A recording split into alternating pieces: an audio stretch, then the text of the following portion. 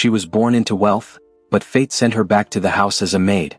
A quiet fall from grace, without scandal, without noise, forced her to hide her name and enter through the servant's door of the same house where she once learned to walk. The walls that once echoed with her laughter now watched her in silence as she scrubbed their stairs. But what if the new master discovers who she truly is? What if the past isn't so willing to stay buried? Tell me, where in the world are you listening to this story from? And what would you do if you were forced to serve in the very house that once belonged to your family? Prepare yourself for a sweeping period romance filled with pride, redemption, and deeply stirring emotion. Virginia, 1867. In the misty valley of Ashbourne Hollow, where skeletal oaks leaned under the weight of early frost and the wind whispered through the hills like an old hymn, stood the Hartwell estate. Built of pale stone with steep gables, narrow windows, and stairs that groaned with memory, it was a house born of another era. A house still standing, though its foundations had long been betrayed. There lived the Hartwell family. Or rather, they endured. Lillian Hartwell, the eldest daughter, stood every morning at the same gallery window facing east. From there, she could see the silver ribbon of the river winding below, wrapped in fog. Her breath fogged the glass, but she never wiped it away. She remained motionless, as if her stillness could hold together what was quietly crumbling. The world as she knew it was shifting. No one spoke of it, yet everything screamed it. The letters that once arrived weekly had stopped.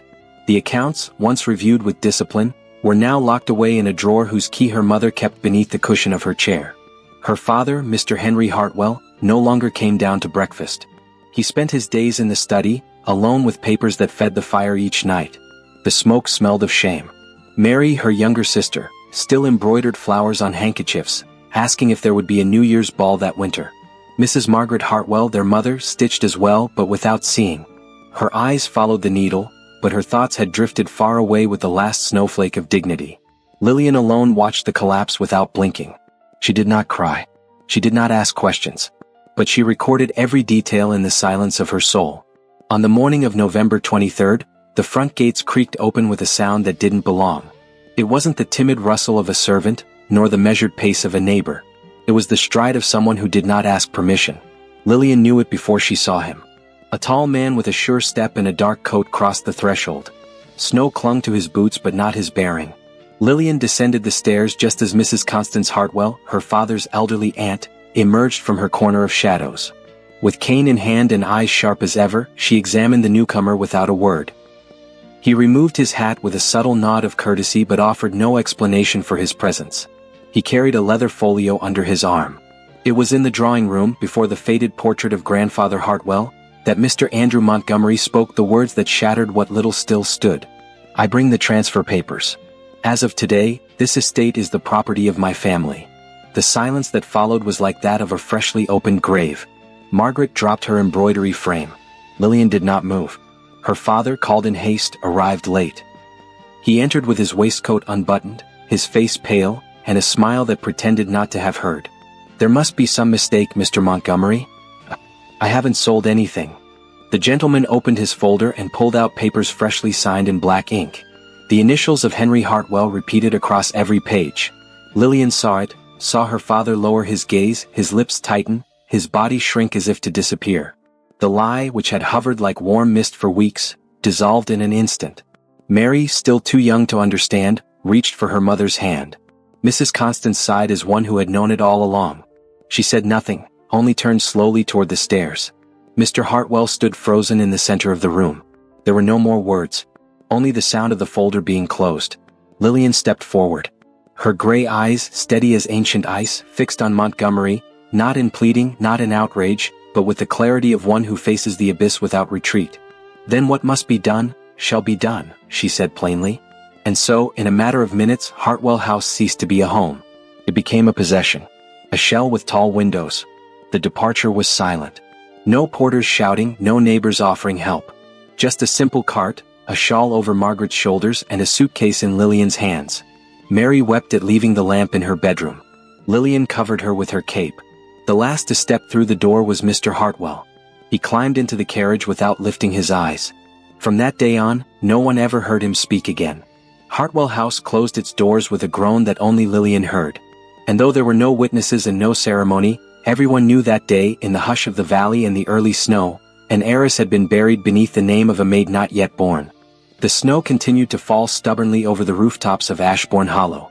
The streets, lined with dark wooden homes and fogged-up windows, wore the hush of winter.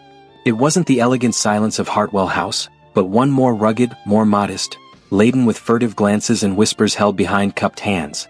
There, in a low house with chipped walls and a coal stove that barely warmed the room, the Hartwell family now lived. Lillian left early each morning. Before the neighbors stirred, before the light reached the riverbanks, she stepped into the cold alone, her face hidden beneath a woolen hood, knitted long ago by her mother when there was still fine yarn and time for lovely things. The wind bit her cheeks, but she never flinched. Her steps were steady, her bearing still proud, even though her boots were worn and the hem of her dress showed signs of having been trimmed more than once. At home, Mrs. Margaret Hartwell sat quietly by the window, stitching small pieces of fabric with trembling hands. She was no longer the woman who hosted formal dinners or served rosewater tea in the sunroom. Now she was only a still figure wrapped in a faded shawl, speaking little and breathing with effort. Her gaze wandered as if searching for something already gone. Mary, the younger sister, clung to fragments of innocence the disaster had not stolen. She asked why they no longer had a cook or candles that smelled of lavender, or whether there would still be a winter celebration. Lillian answered gently, disguising the truth with soft phrases. But at night, when the fire crackled low, Mary cried silently beneath her blanket, and Lillian lay awake listening without a word. One morning, as the wind whipped heavy flakes across the village lanes, Lillian passed by the general store. In the frosted window, a small notice was pinned with a rusty tack. It fluttered faintly in the damp air. Her eyes stopped. She didn't need to read it twice. Help wanted, domestic work. Hartwell House. Discretion required. The ground beneath her seemed to tilt. Hartwell House. Her home. Her history. Her ruin. She swallowed hard. For a moment she considered walking on, pretending she hadn't seen it. But something deeper than pride made her stay. The note bore no date. No contact name. Only an instruction. Ask for Mrs. Whittaker. Lillian closed her eyes. She remembered Mrs. Whittaker, tall, severe hair and a tight bun, voice like a whip. She had once worked at the estate when Lillian was a child, leaving after a quarrel with the butler. Apparently she'd returned. Lillian didn't know if she'd be recognized. She didn't know if it mattered. That evening she said nothing at home. She served the soup with grace, cleared the plates, and climbed the stairs as though nothing had changed. But she didn't sleep. She stared at the low, uneven ceiling for hours, thinking of the hallways in her former house, the scent of wood smoke, the creak of old doors. She wondered if the fountain in the garden still murmured beneath the ice. At dawn the next day she combed her hair carefully, pinned it in a low bun, put on her best remaining coat and set out. The service entrance to Hartwell House was just where she remembered it, a plain wooden door beside the north wing. She knocked twice. Her heart beat against her ribs. When the door opened, the figure in the doorway was exactly as she'd pictured. Yes. Mrs. Whittaker's tone offered no space for pleasantries. I'm here about the posting, Lillian said, lowering her gaze slightly. For the position of maid. The woman studied her. Her eyes examined the pale face, gloved hands and proud posture. She said nothing for a moment, then stepped aside. Come in. Name? Lillian hesitated. Not for long. Just enough for the air between them to tighten. Lillian. Lillian North. The lie came softly, barely a shift from the truth. A common name. One no one would question. Mrs. Whittaker nodded. She led her through a narrow corridor, different from those Lillian had known. Everything felt colder. More distant. Less familiar. The house had changed, and not just in appearance. The walls no longer spoke. The lamps no longer glowed with warmth. There's no time for fussiness, said Mrs. Whittaker without looking back. The north wing rooms need daily cleaning. Fires lit each morning, curtains aired, dust wiped down. If guests arrive, floors are scrubbed. No chatting with the family. No questions. Understood. Yes, ma'am, Lillian replied, her voice steady though her insides trembled. Good. 5 o'clock sharp. Lillian nodded. As she left the kitchen, she kept her gaze low. The stone floors beneath her feet were the same she had once danced upon in velvet shoes. Now she wore boots with thinning soles. That evening back at the cottage she said nothing. Her mother didn't ask where she'd gone. Mary chattered about dolls sewn from scrap fabric. Lillian poured the tea, lit the lamp, and when night fell, she sat before the fire. But the silence in her chest wasn't surrender. It was the beginning of something new. Painful, yes. Perhaps humiliating. But necessary. The next day, when she crossed the threshold of Hartwell House once more, no one knew that the maid walking the halls in silence. had been born in that very house. And though the name she gave wasn't hers, every corner recognized her footsteps. Only pride held her upright. Only memory guided her. And deep in her heart, a voice whispered that not all was lost, as long as something still stood to reclaim. Winter sunlight fell at a slant over the marble steps of the main hall, washing them in a pale, cold glow. Lillian, on her knees, scrubbed in slow, steady strokes, as if the cloth might wipe away more than just the dust of passing boots. It wasn't the labor that wearied her, it was the invisible weight of the place, the charged air of memory that refused to accept her new station. The hem of her brown dress grazed the floor, stained with dried mud brought in by other servants. Her hair, pinned beneath a crisp white cap, had come loose in a few golden strands that clung to the nape of her neck with the damp. She had learned to move like a shadow, silent, unnoticed, but that day something shifted. The sound of boots echoed against the stone, heavy, deliberate, unhurried. Not the scurry of kitchen help, nor the drag of Mrs. Whittaker's steps. These belonged to someone used to being heard. Lillian did not look up, but her body tensed. She already knew. Mr. Andrew Montgomery walked along the gallery from the east wing, clad in a long wool coat, his boots dusted with frost.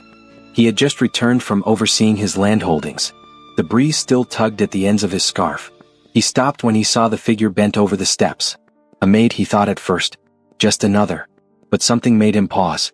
Lillian raised her head just enough to see him. Their eyes met briefly, her steel-gray gaze unwavering, calm, neither submissive nor bold. Just present. Something about it unnerved him. He'd seen countless maids in his life, but none had held his gaze that way. There was no fear. No deference. Only a stillness that felt strangely defiant. "You're new," he said, more to himself than to her. "Yes, sir," she replied, already rising, spine straight, hands folded at her apron. Her voice was clear, unwavering. "Your name?" "Lillian North." Montgomery nodded slightly as though the answer sufficed. He looked away and continued down the hall.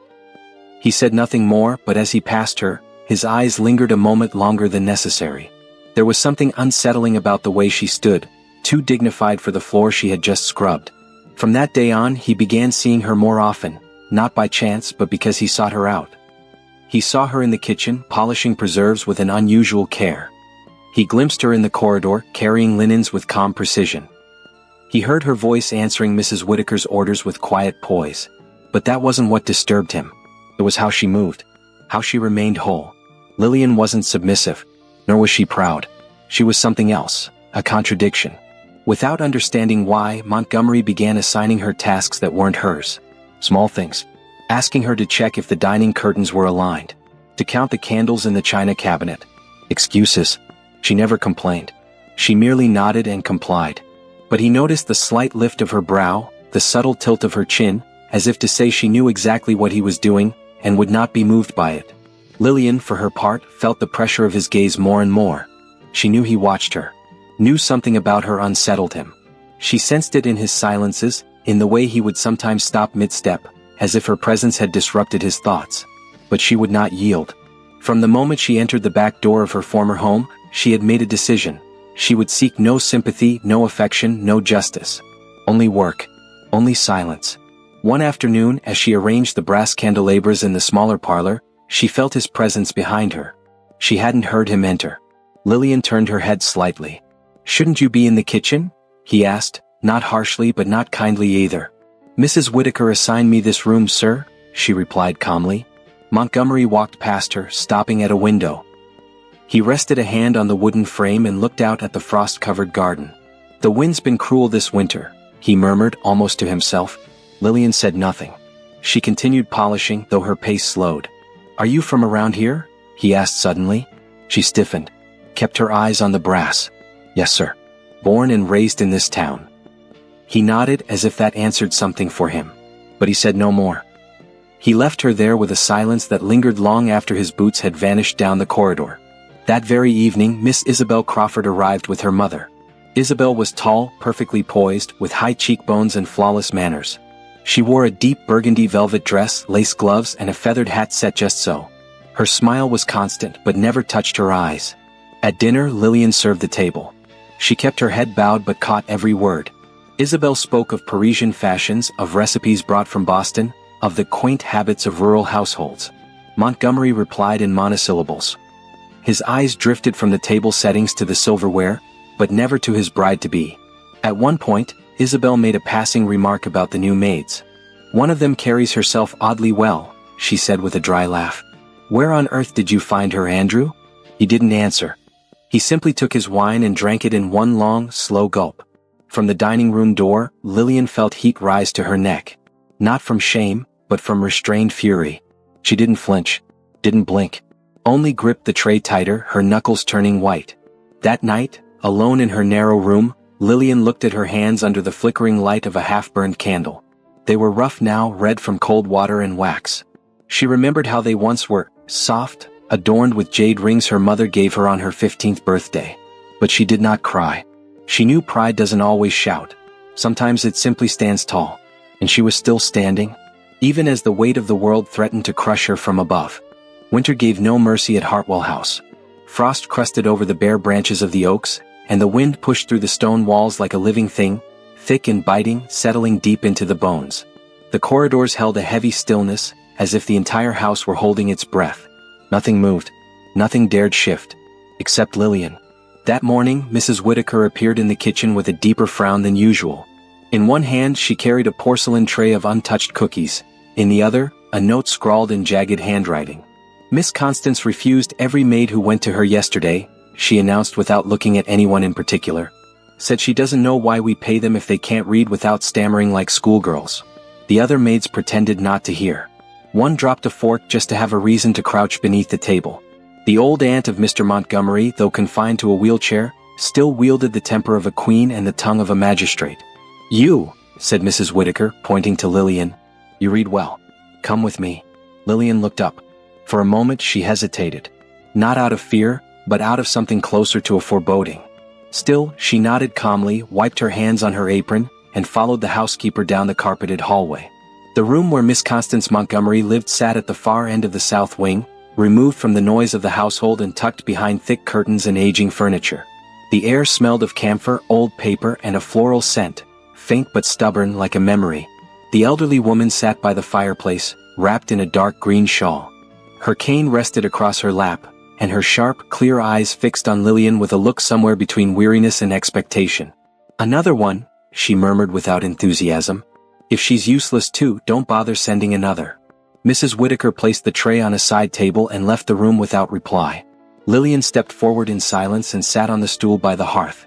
On a low table rested a thick, dusty book with worn brown covers. She lifted it carefully and opened to the page marked with a velvet ribbon. It was a moral treatise, full of endless sentences and quotes from men who spoke more of duty than of soul. Lillian began to read with a steady tone, free of flourish, pacing her pauses just enough. The old woman did not interrupt, but after a few minutes, the tapping of her cane against the floor demanded a stop. "Dull?" declared Miss Constance. "Don't you know how to read with life?" Lillian closed the book slowly. She didn't argue. She let the silence linger for a few moments. Then, instead of reopening the page, she began to speak. "Once there was a shepherd so clumsy, he lost every sheep in a storm, except the tiniest one, the only one too slow to run away." Miss Constance squinted. "Is that in the book?" "No, ma'am. But I thought a bit of true storytelling might liven the afternoon." The old woman didn't respond, but her cane stopped tapping. From that moment on, Lillian returned each afternoon. At first, she held the book out of courtesy. But soon the words became her own. She transformed ponderous texts into vivid tales, turned sermons into frontier adventures, spun moral fables into stories where maids saved kings and farmers tamed dragons with kindness. Miss Constance began to laugh, a dry, rasping sound but honest.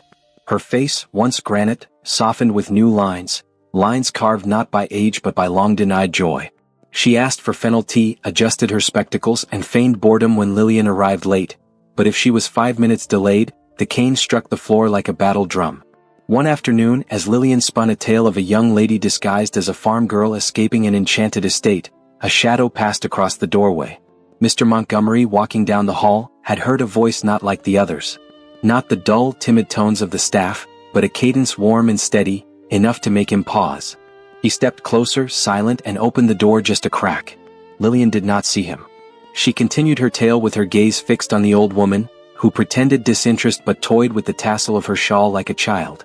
And so, with a basket of wild strawberries and a dagger tucked in her sleeve, The maid stood her ground before the forest bandits. Miss Constance let out a rough laugh that made the nearby lamp glass tremble. From the doorway Montgomery didn't move. The fire's light lit half of Lillian's face, and for the first time, he saw more than composure. He saw light. He saw life. He stayed for a few more moments, unmoving, until the creak of a floorboard beneath his boot made him retreat. He left unnoticed, his brow drawn, and an unformed thought stirring in his mind. Inside, Lillian finished the tale with a closing line that came from no page. And when the king asked who had saved his kingdom, she answered, "I'm just a maid with a good memory." Miss Constance lifted her eyes, watching her in silence. Then after a pause she spoke more softly than usual. "There's something about you I find unsettlingly familiar." Lillian blinked. "Do you know me, ma'am?" The old woman didn't answer. She stared for a moment longer, as if trying to find some hidden truth in the lines of her face. Then she looked away and reached for her cane. "You may go. Tomorrow, don't be late." Lillian gave a modest curtsy and turned to leave. But as the door closed behind her, she felt the weight of that gaze lingering on her back. A suspicion, perhaps. A memory buried in time. And as she walked down the corridor, book in hand and heart unsteady, she knew she had crossed a threshold far more dangerous than servitude, the threshold of being seen. Not as a maid, but as someone who didn't quite belong in that uniform. As someone hiding a past she had no right to remember. As someone who, without meaning to, was beginning to occupy space in a heart that was supposed to be made of stone.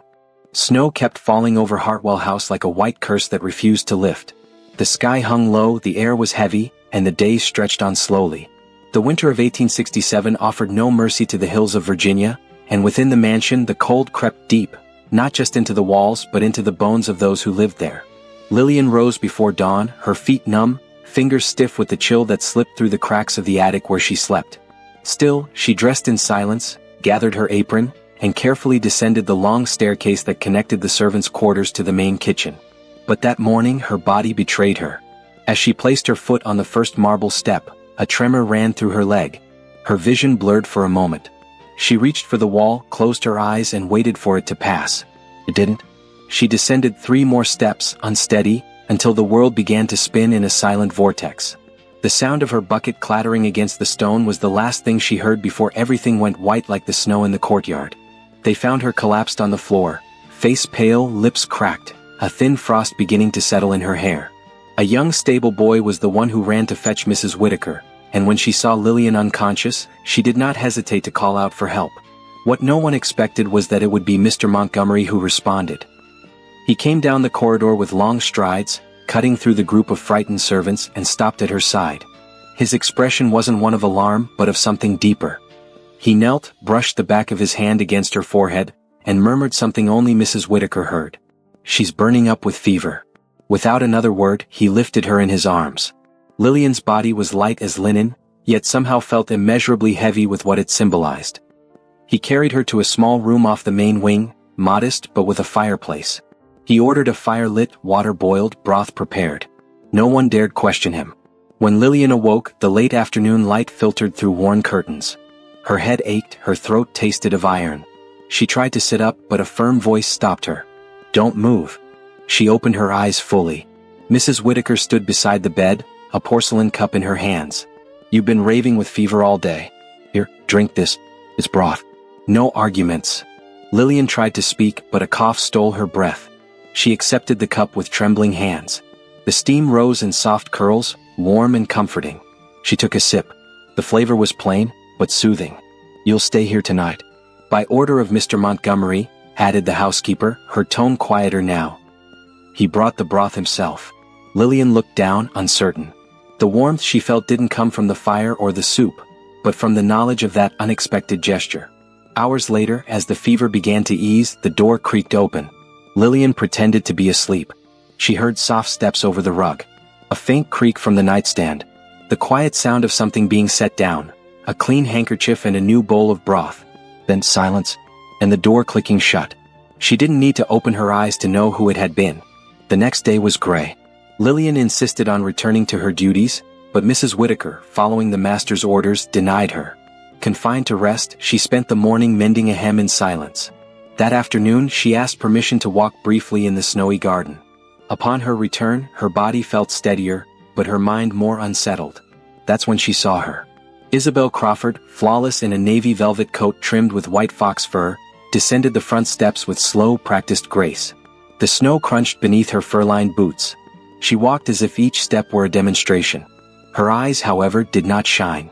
When she saw Lillian standing by the frost-covered rosebush, she paused. "They say Mr. Montgomery has shown great generosity," she remarked without greeting. "Such a shame when noble hearts are wasted on those who don't know their worth." Lillian didn't answer. She bowed her head slightly and lowered her gaze as if the words hadn't touched her. But inside, something sharp pierced her chest. It wasn't rage. It was shame. Not for herself, but for being seen as someone lesser. Someone inconvenient. Someone invisible. Isabel turned and walked away with a shallow sigh meant to seem elegant. But behind her composure there was a blade. She knew something in her world had begun to shift. That evening Mr. Montgomery ate in silence. He took only a few bites. When Miss Constance asked if Lillian would come read to her as usual, he shook his head. "She's recovering. Let her rest." "It bothers you, doesn't it?" murmured the old woman with a faint smile. "I understand. I too was confused at first." He didn't reply. He stared out the window. The moon filtered through the bare trees, casting long shadows on the snow. His wine glass sat untouched. "I don't know what you mean." "Oh, you know exactly," Miss Constance said, setting her cane aside. "You look at that girl like it hurts you that she doesn't look back." Montgomery narrowed his eyes. He wasn't a man prone to visible emotion. But that night, her words lingered like a melody he couldn't forget. And in the halls, when the wind whistled between the stones, he found himself looking often toward the places where she used to pass. And not seeing her had become a new form of loneliness. One more dangerous. One he no longer dared name. Spring had begun to timidly brush against the edges of the Virginia countryside, yet the wind still carried a biting chill that curled through the shutters of Hartwell House. The trees had yet to blossom, and the sky remained a heavy gray, as though it held back secrets that no one inside dared to speak aloud. Though the frost had begun to thaw, something in the air remained frozen, something that had nothing to do with weather. Lillian had returned to her duties. Her steps were steady though more deliberate. Illness had left her bones fragile, but her will had not been touched. Her hands resumed their rhythm, but her eyes lingered longer at the windows as if expecting something, or someone, to appear on the other side of the glass. That morning, as she gathered some books from the small library, Mrs. Whittaker approached with a furrowed brow. "Mr. Montgomery requests your presence in the study. The West Wing." Lillian lifted her eyes, surprised. It wasn't common for servants to be summoned there. That part of the house belonged to matters of men, papers, visitors, decisions far above a maid's station. She nodded without speaking, washed her hands carefully, smoothed her apron, and walked the long hallway lined with portraits of former owners who seemed to watch her pass, as if they knew the woman in uniform had once borne their name. At the door to the study she paused, took a breath, then another, as if convincing herself that nothing could wound her now more than being forgotten ever had. She knocked softly. "Come in," came his voice, measured but different, as if something inside him had been disturbed. She entered. The study was wide, paneled in dark wood, lined with shelves full of leather-bound books. On the desk lay a stack of unsigned documents, a quill resting in its ink pot, and a half-full glass of brandy. Andrew Montgomery stood at the window, his back to her, silhouetted against the pale midday light. "You sent for me, sir?" Lillian asked, her voice composed, her hands folded over her apron. He didn't respond right away. He turned slowly to face her, and when he did, there was something in his eyes that was difficult to name. Something clouded. Human. "Yes," he said finally. "Because I can't keep silent any longer." Lillian's brow tensed slightly, but she didn't move. "I don't understand, sir." He took a step toward her. His posture was controlled, but there was something raw behind it. "Since the first day I saw you in this house, bent over the marble steps, I haven't been able to forget you." Lillian said nothing. She blinked, just once, as if his words had fallen like salt on an open wound. "I shouldn't say this," he continued. "I know it's improper. But I'm tired of pretending indifference when every quiet gesture of yours shakes me more than a thunderstorm. The way you walk. The way you hold yourself, refusing to bow to your misfortune. It unnerves me. It consumes me." Lillian drew a breath. Each word was a dagger wrapped in velvet. "Do you believe you can speak to me this way simply because I'm a maid?" she whispered, barely audible but firm. "I don't see you as a maid," he said. "That's what I'm trying to tell you. I know there's something about you that doesn't belong in this uniform. Something that ties you to this house's past." "So what then?" she interrupted, her voice rising for the first time. You're drawn to what you can't explain? Is it thrilling to desire a servant who feels like a character from some forgotten portrait? He clenched his fists. This isn't a game, Lillian. Isn't it? She shot back. Is this some romantic confession? An emotional experiment behind the doors where you command and I obey? Her cheeks flushed, not from modesty but from restrained fury. You don't know who I am or what I've lost. You don't know what it costs to rise every morning and disappear into the walls. And now you tell me I linger in your thoughts because I don't fit among the rest of your help? Montgomery faltered. His face, always so carefully composed, cracked just slightly. I didn't mean to offend you. But you did. Lillian took a step back. Her voice trembled, but not from weakness. It was the tremble of someone choosing not to fall. You can't say these things and expect me to receive them with grace. I'm not some curiosity for your indulgence. And you, sir, are not a collector of delicate misfits. He closed his eyes for a moment. When he opened them again, there was something different in his expression. Something between defeat and respect. You're right. The words fell between them like a verdict. You may go, he added, turning again to the window. Lillian nodded once, her curtsy slow, precise. Without another word, she turned on her heel and walked away. The sound of her footsteps faded down the corridor. She didn't cry. She didn't clench her teeth. She didn't run. She walked. Each step an act of dignity. A refusal to shatter. That night, in the great room, Montgomery sat alone by the fire. The logs crackled, sending sparks into the dim light. His brandy glass remained untouched on the side table. The servants gave him wide berth. Miss Constance had retired early. No one disturbed him. And yet he could not escape the cold. Because for the first time since he'd purchased the estate and assumed his place among the valley's gentry, he felt no warmth. Not from the hearth. Not from the liquor. Not from his rank. The warmth he had begun to crave had left with quiet steps, and with a name he still didn't dare speak aloud.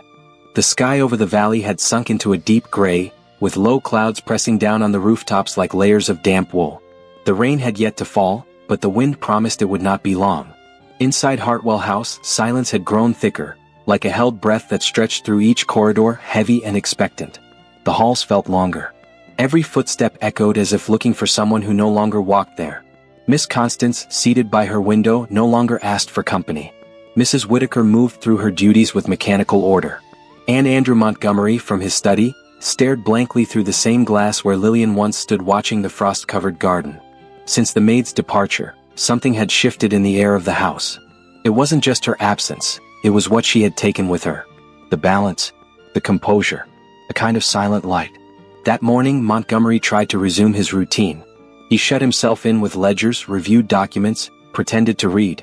But the hum of solitude seeped between every page. By mid-afternoon, he walked up to the main parlor. He found Isabel Crawford seated on the chaise, flipping absent-mindedly through an imported fashion journal. "Have you visited my aunt today?" he asked with quiet civility. Isabel didn't even look up. "Why should I? She needs someone to read to her. You could." "Me?" she said with a mocking tone. "To an old woman who's deaf, half-blind, and prone to biting remarks? I don't entertain the elderly. That's what maids are for." Montgomery held back a reply that burned at the back of his throat. For a moment, a revulsion he had never allowed to surface stirred. Isabel's beauty, praised by many, suddenly seemed like a lacquer over something hollow. He left the room without a word. The silence he left behind was louder than any door slam. In the kitchen he found a pot of fresh broth still steaming. He took a copper container, filled it carefully, wrapped it in a thick cloth. Then he headed to the stables, without being stopped, without offering explanation. He mounted his horse with the ease of a man who had traveled these roads often, though in truth, this was the first time he rode toward that part of town with such an intention. The wind lashed at his face. As he descended the wooded paths that bordered the river, the scent of damp earth reached his nostrils. The first threads of rain began to fall when he reached the edge of town. He did not stop. In his mind, only one image guided him. Lillian's face, pale but defiant, carried by the kind of dignity that refused to kneel. The Hartwell family cottage stood humbly on a side street. No fence, no garden. The siding had lost its paint. A torn curtain hung from one window. The place had clearly been lent, offered out of pity or charity. Montgomery dismounted and knocked gently on the door. It was Margaret Hartwell, Lillian's mother, who opened it. Her face showed surprise but no fear. "Mr. Montgomery?" He nodded, holding his hat in one hand, his face streaked with rain. "Forgive the intrusion. I heard Lillian hadn't fully recovered. I brought this. He lifted the bundle. It may help. Margaret didn't answer right away. She studied him with narrowed eyes, as if trying to see beyond his soaked appearance. At last she stepped aside and opened the door fully. Thank you. You're welcome to come in. It's coming down hard now. He shook his head. I don't wish to impose. Just let her know I hope she recovers soon. Margaret nodded silently, her lips tight. From inside, behind a curtain barely drawn back, Lillian had heard his voice. She rose slowly, weak but alert, and approached the window.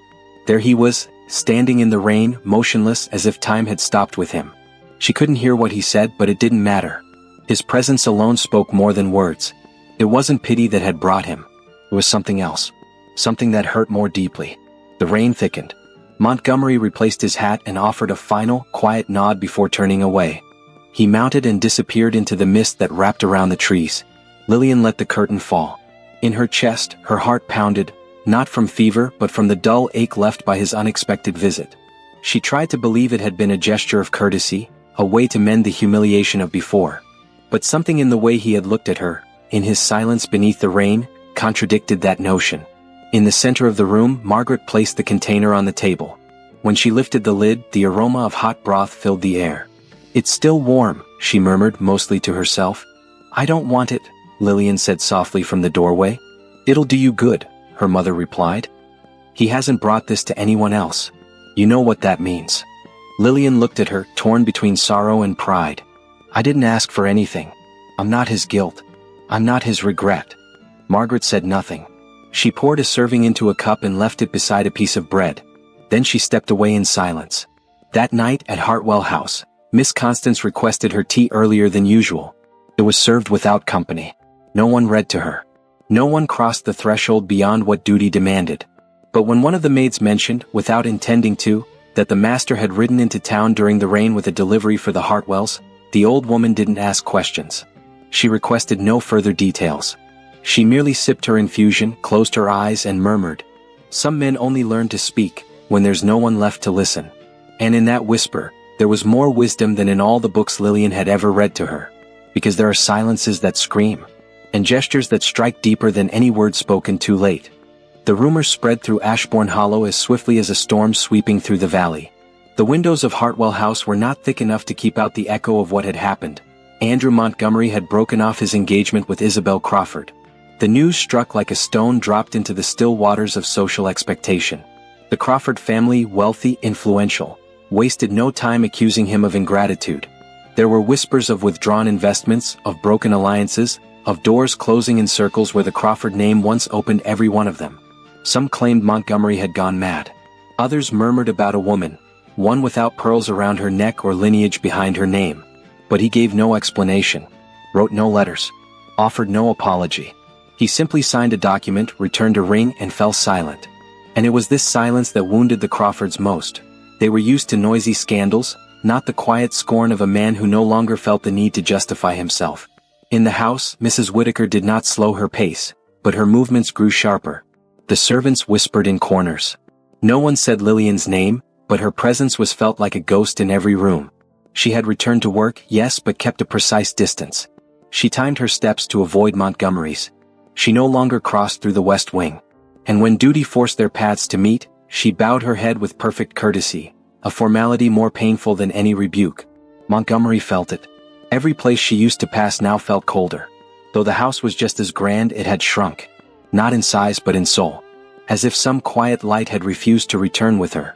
One afternoon, as the clock struck 5 and rain drummed gently on the glass panes of the conservatory, Mrs. Whittaker entered the linen room where Lillian was folding sheets with obsessive precision. "The master requests your presence," she announced plainly. "West Wing. At once." Lillian didn't respond immediately. She finished folding the edge of the sheet, then raised her eyes. "Did he say why?"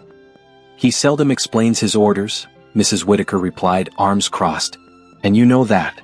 Lillian gave a small nod. She removed her apron, hung it carefully, and left without a word. The hallway to the West Wing felt longer than ever. The walls lined with ancestral portraits seemed to lean in, watching her pass as if recognizing her face, though not her station. At the study door she paused, knocked with steady fingers. "Come in," came the voice from within. She opened the door.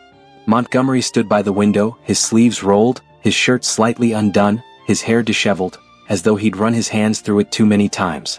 He did not move when he saw her. "Thank you for coming," he said, his voice deep. She remained near the door, upright.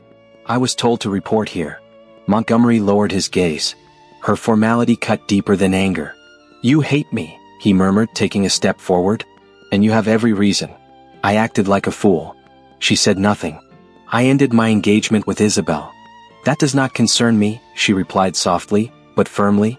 "It does," he said. "Because I did it for you." The room seemed to contract in that instant. Lillian's breath caught, but she held her posture.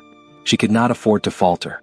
"For me," she repeated, with no trace of irony or softness. "For a maid? For someone you barely acknowledged when she was lying with fever in the servants' hall? It wasn't like that." "Then what was it?" she interrupted. "A whim? A mistake you now hope to correct with tokens and speeches?" Montgomery took another step, and this time his voice trembled. It was fear. Fear of feeling what I shouldn't. Fear of facing my world. Fear of seeing you as something more, and not being able to turn back. "And now what do you expect of me?" The question wasn't bitter, nor hopeful. It was direct, clear, as cold and honest as a winter gust. "That you tell me the truth," he said. "Did you ever feel the same?" Lillian finally looked at him. Really looked. Her eyes were not wet, but they glistened with something deeper than tears, truth held back for too long. "I felt it," she said.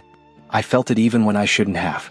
I felt it even when you made me feel like I was worth less than the rug beneath your boots.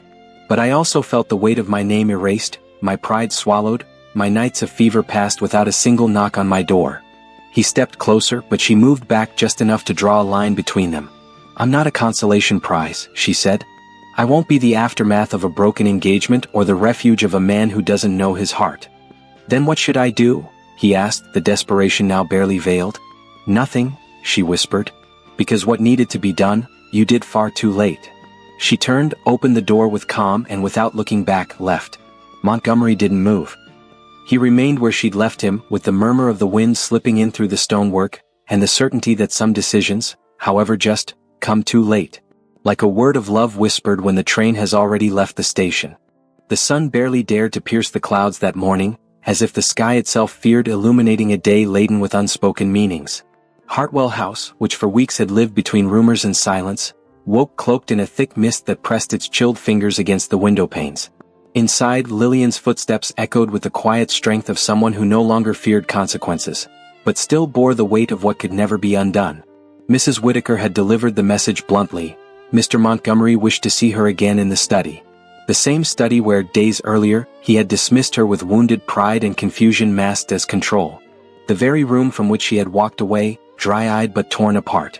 Now, without apron or bonnet, her hair gathered in a low, simple bun and dressed in the plainest gown of her modest wardrobe, she walked the wooden halls with the dignity of someone who did not regret her silence.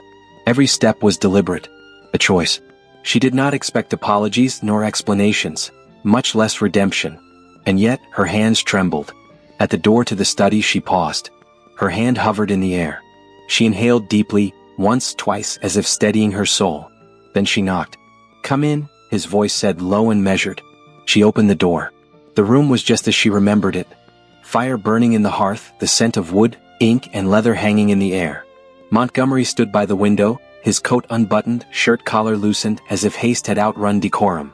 When he turned, their eyes met. No words passed in the first few seconds. Only silence. A tension so thick it seemed the walls, too, were listening.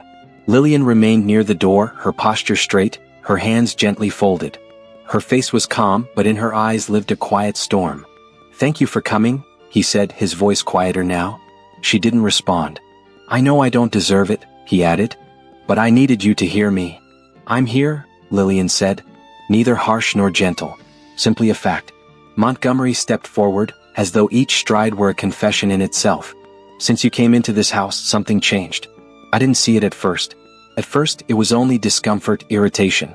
I didn't understand why it unsettled me to see you pass by, why your silence weighed more than anyone's words." He stopped just a few feet from her. His voice trembled, not from fear but from truth fighting its way through. "I felt trapped between what was expected of me, and what I began to feel without wanting to." Lillian's gaze didn't waver. "You told me it was fear," she reminded him. "That you were a man too afraid." I believed you. And I acted accordingly. I'm still afraid, he admitted. But not of scandal. Not of the Crawfords. Not of what others might think. I'm afraid of losing you, without having truly tried. She closed her eyes just for a moment. When they opened, a shimmer remained, but no tear fell. I am a maid, she whispered. I have no name to open doors. No inheritance. I live in the house where I once was a daughter, and now serve as a stranger. I am broken. And you?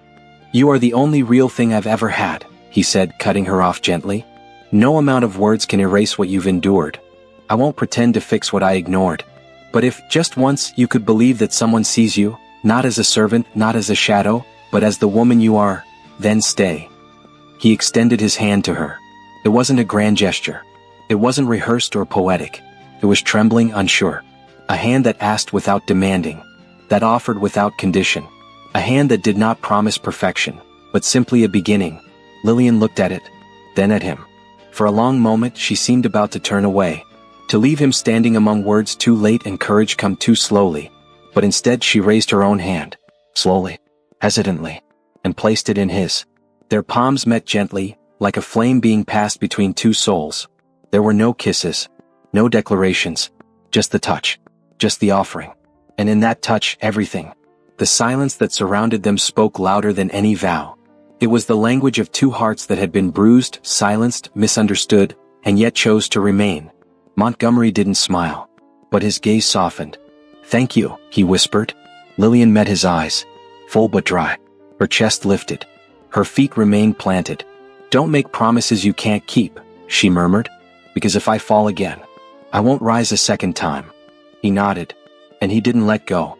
There, in that room where decisions had always held more weight than the portraits on the wall, where the past hovered like a persistent shadow, Lillian and Montgomery stood hand in hand. They didn't know what came next, whether society would forgive, whether scandal would rise, whether buried truths would return.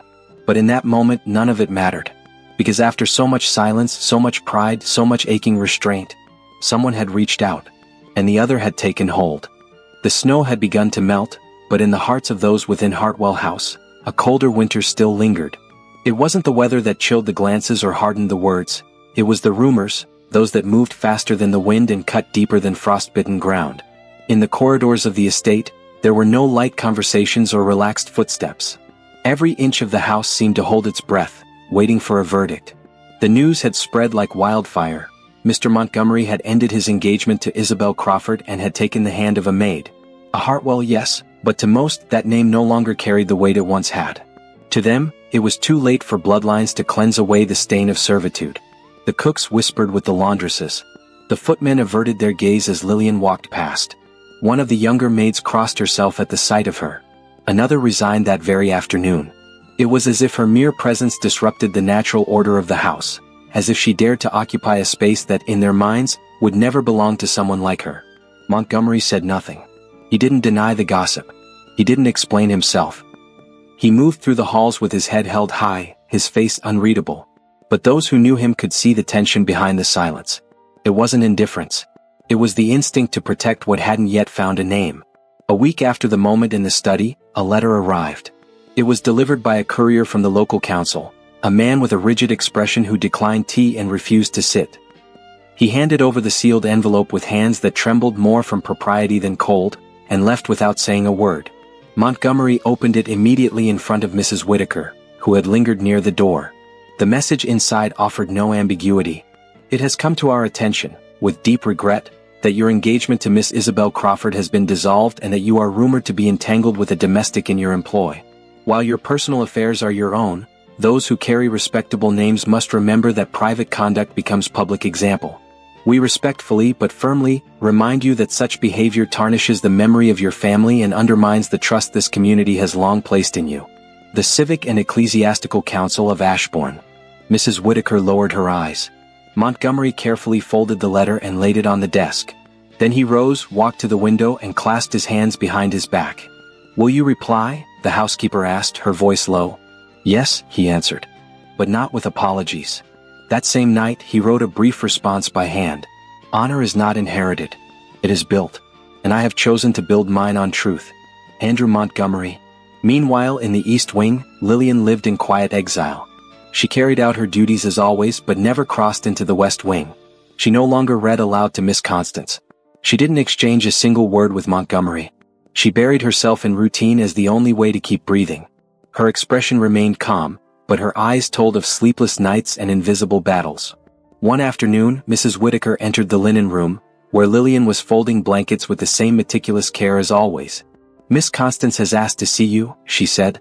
Lillian placed the blanket down mid-fold. She straightened her dress, smoothed her sleeves and climbed the staircase without a word. She knocked softly at the door she had avoided for weeks. The old woman waited in her armchair, wrapped in a pale gray shawl. Her white hair was pinned high, and her sharp eyes pierced Lillian's as she entered. "Close the door," she said without raising her voice. Lillian obeyed. "Sit." Lillian hesitated. "I said sit." She took the seat beside the bed, just as she had done so many times before, back when she used to transform sermons into stories and fables into adventures. Miss Constance didn't speak right away. She looked at her closely, then finally murmured, "I knew who you were the first day. Not from your face, but from your dignity." Lillian blinked, startled. "You knew me, ma'am?" The old woman nodded slowly. "Your mother and I were girls together. We shared the same sewing room. She was a Hartwell in every way that mattered. Not by title but by strength. Life cast her out of this house, but she never once lowered her head." Lillian lowered her gaze. A tremor passed through her shoulders. "The Hartwells always knew how to fall without breaking," Miss Constance continued. "But you've done something harder. You've remained standing through the humiliation of being looked at, and not truly seen." Lillian pressed her lips together. "I don't want to dishonor anyone, ma'am. I only want to live in peace. There is no peace for those who break the mold, child. But there is something better, the certainty of having chosen with your soul." She leaned in, her eyes glistening with something almost too tender for her stern face. "Don't let go of that man's hand, Lillian. Not even if it shakes. Not even if it bleeds." Lillian didn't know what to say. She sat quietly, her eyes locked on the old woman's, while something warm and painful unraveled in her chest. That evening, while maids whispered in the kitchen and candles flickered across the dining room, Montgomery walked down the hall toward the back stairwell. He wasn't looking for answers or comfort. He only wanted to see her. To know she was still there. To know that despite the judgment of the world, there was still a place where a glance meant more than a name. And from the kitchen doorway Lillian saw him pass. They exchanged no words. But both knew the harshest judgment to come wasn't from society. It would be the one they still had to face, in their own hearts. Spring was barely beginning to show itself along the edges of the paths that wound through Hartwell House. The branches still stood bare, and the air carried the sharp scent of wet earth. A light drizzle fell, not heavy or bitter but soft like the breath of the sky. It was the kind of rain that didn't inconvenience, but seemed to cleanse something deeper than dust. Andrew Montgomery walked the central corridor of the house with steady steps and a heart that could no longer contain itself. He wore a dark gray overcoat, and under his arm he held a folded, dry handkerchief he had taken from a drawer without thinking. The day before, Mrs. Whittaker had mentioned that Lillian had resumed her duties, though in silence. A silence that no longer spoke of resignation but of distance. That morning Montgomery did not come down for breakfast, nor did he go to the library or the office. He waited until she left the service wing, then sent a note through Mrs. Whittaker, folded carefully and placed atop a tray. The message was brief. 3 lines. "The garden. By the north veranda. If the rain does not trouble you." And she came. When Lillian stepped through the back door, she wore no bonnet and no cloak. The rain touched her hair like the fingers of an old memory. She walked slowly as if reluctant to arrive, but unwilling to flee. Her boots sank slightly into the soft earth, and the hem of her navy skirt brushed against budding plants that barely broke through the gravel. Montgomery waited at the end of the stone path, beside a thicket of wild currants that in past years had borne fruit. Behind him rose the north veranda, and beyond that, the solemn profile of the house that had once been hers. Neither of them spoke at first. Lillian stopped 2 steps away from him. She lowered her eyes, then lifted them with quiet effort, as if her words would cost more than her breath. "I thought this wasn't necessary," she said softly. "After everything that's been said. After everything that's happened." Montgomery looked at her in silence. His eyes weren't pleading. They were steady, searching. "It is necessary to me," he answered. "Because I haven't yet told you what truly matters." Lillian drew a long breath. The rain slid down her cheeks, not tears but a reflection of them. Still she didn't step back. "What is it you want to say, Mr. Montgomery?" He took a single step closer. He didn't touch her. He didn't raise his voice. "Since you entered this house, everything changed. These walls, these halls, even the quiet itself, took on a different shape when your footsteps returned." She looked away, but only for a moment. "I'm a maid," she murmured. "I have no name to display, no dowry to offer. I have no position. I work in the house where I was once a daughter. I'm a woman who fell. And you?" He removed his hat and let it fall beside him into the grass as though it no longer belonged. "I don't want your name," he said with calm intensity. "But if you won't take mine, then take my life. Because it no longer makes sense to me without you in it." His words floated between them like petals caught in the wind. Lillian felt herself tremble, but not with fear or doubt. With the weight of what he was offering, unasked. The rain seemed to pause. Or perhaps they had stopped noticing it. "I'm not easy to hold on to," she whispered. "I'm not asking for ease," he replied without hesitation. She raised her eyes. And in that moment the world disappeared. There was no music, no sweeping declarations, no dramatic gesture. Only a step, a gaze, and a kiss. The first. It wasn't rushed or uncertain. It wasn't hungry or desperate. It was quiet, deliberate. A seal between two hearts that had known shame, duty, grief, and pride, and that now, in one suspended instant, recognized one another as equals. His hands did not grasp her. They rested gently at her face, trembling. And Lillian, overwhelmed and open, returned his touch with a tenderness she had not given since the day the world stole her name. The garden mist curled around them, like the breath of trees long forgotten. And for that eternal second, even the bare branches seemed to bow in reverence. When they parted, Lillian didn't speak. But her eyes, clear, solemn, unflinching, held a quiet yes. Not a surrender, but a choice. A choice born not from weakness, but from truth. Montgomery brought her hand to his chest. "You don't have to answer now," he said softly. "I only needed you to know, my life no longer has meaning without yours beside it." She nodded just barely. Then looked down, not out of shame but reverence. And when she lifted her gaze again, she was no longer a servant walking through rain. She was a woman who had reclaimed her place. Not through inheritance, but through merit. Lillian Hartwell had come home. And this time she would not enter through the servant's door. It was a clear morning, the first in weeks. The late flakes of winter had melted away completely, and the windows of Hartwell House shimmered in the soft light of a sun that felt almost indulgent. The estate, quiet and burnished with wood and care, seemed to hold its breath as new footsteps echoed through its corridors. Lillian Hartwell walked with her head held high. Her hair, loose for the first time in a long while, cascaded softly over her shoulders. She wore a deep blue wool dress, simple and refined, with long sleeves and a high neckline, modest and fitting for the season but unmistakably dignified. In her hands she carried nothing. No books, no trays, no pails. Only the certainty that she belonged. At her side walked Miss Constance Montgomery, cane in hand, stride measured but sure. She held Lillian's arm not as one who needed support, but as one bestowing her blessing. Her dark velvet coat still carried the scent of lavender and thyme. She said little, but her eyes missed nothing. Alert, deliberate, alive again in a house that had once felt colder than stone. The north gallery windows stood open. Pale curtains danced in the breeze. From there, the blooming trees of the garden could be seen. The wicker chairs had been brushed clean, and an iron chandelier once again hung above the round dining table. There were no luxury flowers, no new tapestries. But everything was cared for. Warm. Alive. From the library, Montgomery watched them pass. Leaning in the doorway, he held a closed book in one hand and a wildflower in the other. His light gray morning coat hung open, as though fresh air had interrupted his reading. He didn't speak. He only watched. And when Lillian glanced over her shoulder, her brief smile was all that was needed. On the library table were fresh-cut flowers in a plain ceramic vase. There were open books, a quill, a half-written letter. Everything spoke not of grandeur, but of a life in motion. Of a house no longer ruled by formality, but by shared purpose. Lillian entered the main parlor just as the front door opened. "Mama," called a small voice. "Mama, look how big everything is." It was Mary, with new braids and a dress of soft flannel, skipping across the central rug without asking permission. Behind her came Margaret, slightly more stooped but serene. She wore a wide-brimmed hat, which she removed the moment she stepped inside. Lillian ran to meet them. There were no dramatic embraces. They took one another's hands, exchanged long glances, and walked the hallway together. The same hallway Lillian had once crossed in silence, eyes lowered. This time their footsteps sounded different. The house, once filled with echo, now resonated with voices. Soft laughter. Footsteps that weren't servants. Movements that weren't guests. Movements that belonged. Miss Constance sat in her favorite chair in the Eastern Salon, the same chair from which she had once ruled with icy authority. Now she simply observed, wrapped in a blanket Lillian had placed across her knees. "The house needed fire," she whispered. "And you lit it, without striking a single match."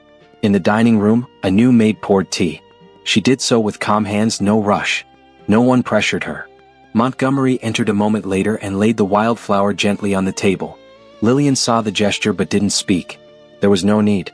It had become their daily language. Later, while Mary ran through the gallery counting windows, Lillian paused at the threshold of the study. The door was ajar. The same door that, months before, had seen her enter in fear, and leave with her pride intact. Now she crossed that threshold with ease. On the far wall, above a polished wood panel, hung an old portrait, the Hartwell family. It had been cleaned. The frame restored with care. The painting, though humble, showed a man with strong features, a serene woman, and two young girls with the same gaze Lillian still carried. No one had dared hang it for years, as though the shame attached to the name was too heavy to bear. And yet, there it was again. Not as a relic of disgrace, but as a witness of origin.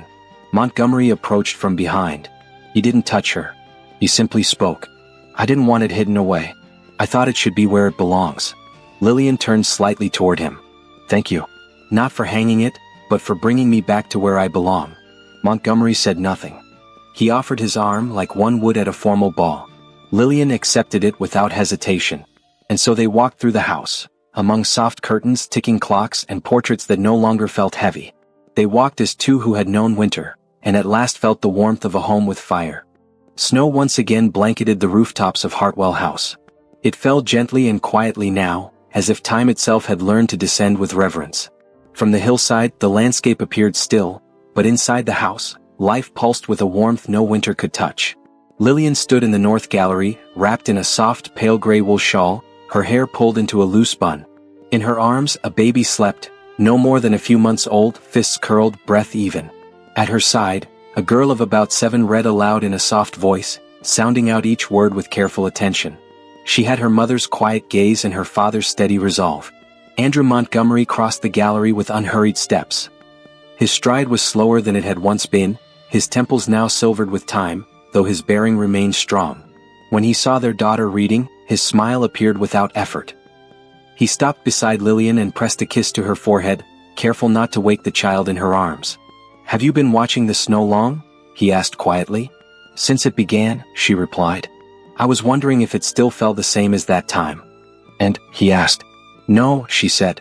"Everything's different now. But it's still beautiful." The house had changed. Not in its architecture or furnishings. Those still bore the soul of old days, but in its atmosphere. There were children's voices now. Laughter that rang freely. Lullabies at night. And sometimes, the sound of the piano being played by Montgomery, with no audience but the past. Miss Constance had passed away 2 winters before, in the very room where she once demanded scripture and tea. She went peacefully, her hand in Lillian's, whispering with her final breath. How beautiful to die in a place where one finally lives. Her portrait now hung in the parlor, beside that of Margaret Hartwell, Lillian's mother. Margaret and Mary visited often. Mary, now of an age to sow her own dreams, arrived with sketchbooks full of wild ideas and questions about everything. Margaret had settled in a cottage nearby, knitted scarves by request, and tended an herb garden that now supplied the kitchen of the estate. No one ever again spoke of the absent father. It was as if time had dissolved the shame into silence. The town, however, had not forgotten so easily. The Crawfords lost much of their influence after the broken engagement. Gossip and speculation followed them like smoke. Some merchants distanced themselves from Montgomery, waiting for his downfall. But it never came. The times were changing. Younger generations in the valley saw his choices as a sign that honor no longer belonged only to those with names carved into stone. That perhaps something new was being written. Isabel eventually married a diplomat many years her senior and moved far away. She never returned. Montgomery, for his part, stepped back from most of his businesses. He kept only those that served the people directly. He built a public library in town, a reading room for women, and a school for girls. When asked why, he always answered the same. Because one book can change the course of a family. Lillian, without titles or pedigree, became a beloved and respected figure. Not because of charity or position, but because she had lived with her head held high, never returning contempt with contempt. She welcomed all with the same warmth, the laundress and the town doctor alike. She was the kind of woman who never needed to raise her voice to be heard. One autumn afternoon their daughter, now 8, found a dusty portrait in the attic. It was the original painting of the Hartwell family. She ran down the stairs with it, wide-eyed. "Are these my grandparents?" she asked eagerly. Lillian studied the portrait in silence. She brushed her fingers over the canvas and nodded slowly. "Yes, darling." They thought they had lost everything, but the future was still waiting for them. That evening they hung the portrait in the dining room. And for the first time, Lillian no longer saw it as a relic of pain, but as the beginning of something far greater. The fire crackled in the hearth. Outside, snow covered the land with its quiet grace. But inside, within the heart of a house once stripped of its name, there burned a quiet certainty. True love does not fade with time. It transforms into home. Sometimes life takes from us all we thought we were, our name, our standing, our security. But no one can take away the dignity with which we face the fall. This story was never only about a lost house or an improbable love. It was about the quiet strength of one who refuses to surrender, who rebuilds herself not with pride or vengeance, but through work, silence, and kindness. Lillian and Montgomery taught us that real love does not come from status or legacy, but from the deep recognition between two souls who see, choose, and honor one another. Names may be inherited, but greatness of heart is forged.